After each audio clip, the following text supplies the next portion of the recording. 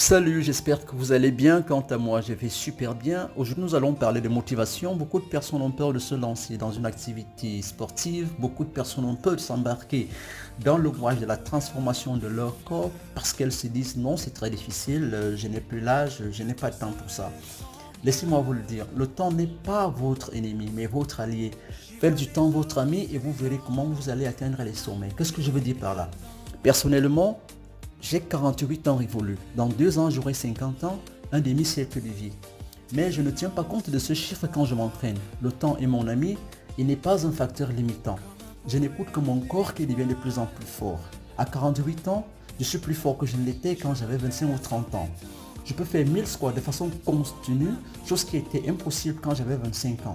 Je peux faire 500 pompes à un rythme lent avec des tractions en moins de 45 minutes. Des choses qui étaient impossibles quand j'avais 30 ans. Et je sais que je devenais de plus en plus fort au fur et à mesure que je m'entraîne. Vous qui pensez que le temps est un facteur limitant, vous avez le choix. Vous pouvez vous étendre sur votre canapé, télécommande à la main, et zapper toutes les chaînes de télé et passer toute la journée sur les réseaux sociaux, sirotant vers les whisky, le jus ou les bières, et allonger sur les cuisses d'une belle femme. Et vous vous direz que la vie est belle ainsi. Mais laissez-moi vous dire, cette vie c'est du suicide programmé. La sédentarité est notre pire ennemi.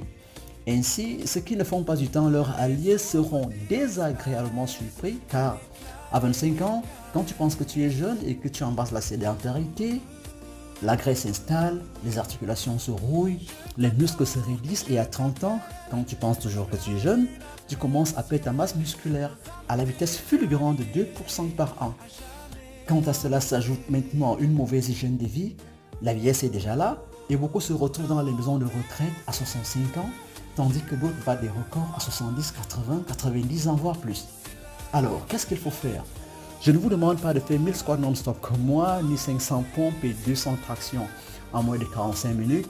Je ne vous demande pas de courir 20 km par jour, mais commencez la marche vers la transformation de votre corps et de votre vie par une simple décision.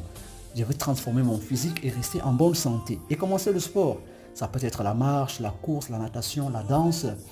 Soyez constant et discipliné. La discipline est votre arme la plus puissante et votre allié.